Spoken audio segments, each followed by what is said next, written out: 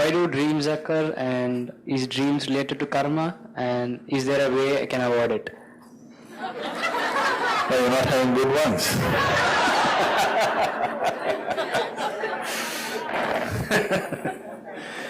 So we're talking about nightmares, not dreams.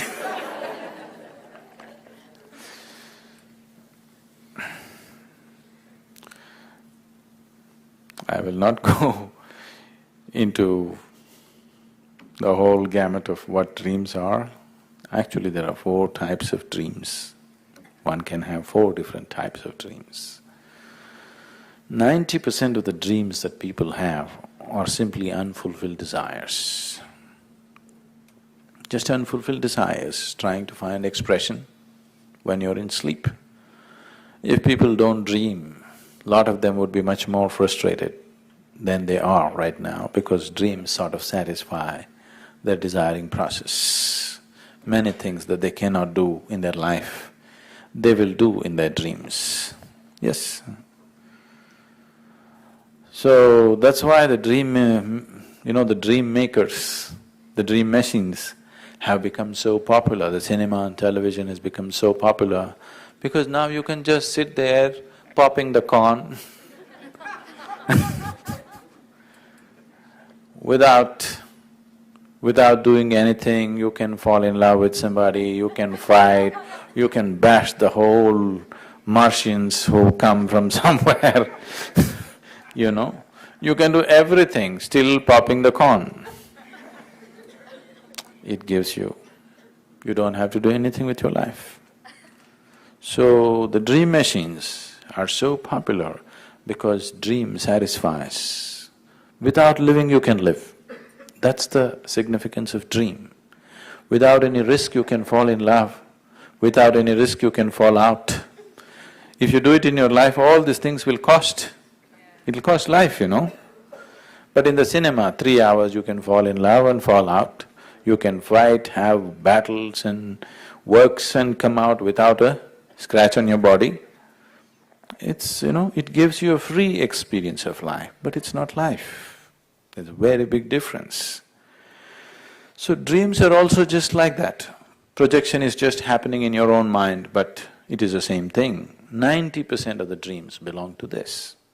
But there are other kinds of dreams which could be giving you access to other aspects of life, which are rare. If I talk about it, you may start imagining everything about every little dream that you have, which is dangerous. So I would generally say, discount the dreams as just empty nonsense that's happening. If some dream is of a certain significance, anyway it'll manifest in a much more powerful way than just being a dream that you saw and you forgot. It'll anyway find much bigger manifestation instead of trying to read meanings into dreams, because once you enter that space, your imagination you can't control, it'll just fly off. Everything, every corner you will start seeing spirits and this and that and works. Anybody you see and you little attracted, you think, oh, I know them from their past life and this is happening to all the new age people. Every day on the street they're meeting their past life connections and all this, because you have no brakes on your imagination. Once you set it forth, it will just run. It'll simply run. So, it's best to be skeptical and say, okay, all this is just nonsense. If something is beyond the nonsense, it will anyway pursue you, it won't leave you. So, how to stop them? Why, make them nice. Can't you produce good movies? Free cinema. Why don't you enjoy it? But if you want to stop it, don't try to stop it. If you become meditative, dreams will disappear. If you bring a certain level of awareness into your life, dream will completely disappear. Psychologists don't believe this. They don't believe that one can live without a dream. I think Freud went to the extent of saying, you can live without sleep, but you can't live without a dream. Dream is so important, all the time it's on, REM. You know what's REM? Yeah.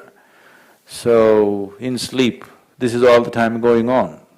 Because these Freuds and Youngs and other people, they never get to study a yogi or a Buddha, they only study sick people.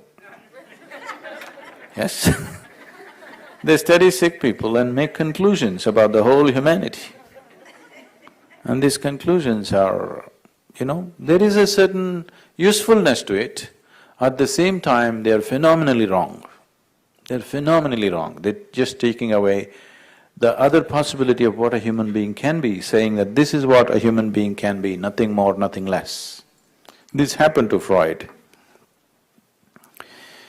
One man came and his problem is he believes that he's dead. So, Freud being a father of psychoanalysis, he set up a treatment for him. Every day, he will stand in front of the mirror and go on saying, dead men don't bleed, dead men don't bleed, dead men don't bleed, dead men don't bleed. This is the mantra. Every day, minimum 3 hours, stand in front of the mirror and go on telling yourself, dead men do not bleed. So he did this for a few months, and when Freud felt the situation was right, he took a pin and pricked that man's finger. Blood came. What does it say now? He looked at it with joy and said, dead men do bleed.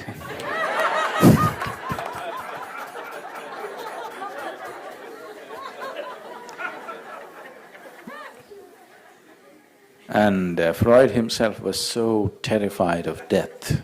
Do you know this? He was so terrified of death. It was his dream to see the Egyptian pyramids. Freud desperately wanted to see Egyptian pyramids. But he was so terrified of death, all his life he could never muster enough courage to go there. And this man makes the ultimate statement about humanity, okay? There is value to his study, I'm not trying to dismiss everything, but they should not make ultimate statements about humanity, that's only one face of humanity. Insanity is just one face of humanity, compulsiveness is just one face of humanity, that's not everything. There is a way of raising beyond all those things. If only Freud has a subject who could, suppose he found a yogi and studied him, then all his conclusions would have been very, very different. Today also these things are going, we never usually subject ourselves to these things, but this happened a few years ago. Out of some obligation I said, okay. They wanted to wire me and study what's happening with me. Very interesting actually. Huh? It's very interesting. Is it? Do you do that?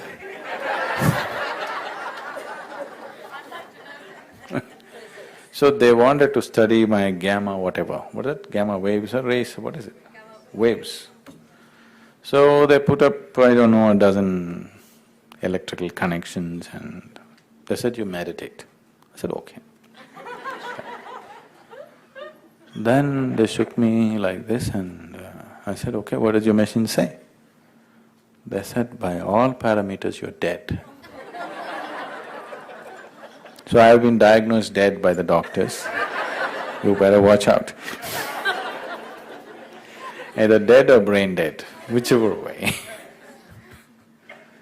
So if you can be like this, you are fully alive, but you're dead. You're wide awake, but you're fast asleep. If you can be like this, then all this nonsense that they're talking is not relevant to you. And every human being can be like this. It is not far away. It's not happened because people have not looked in that direction at all, that's all. It is not difficult, it's not far away, it need not take a lifetime.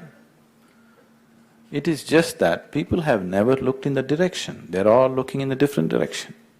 That's the only problem.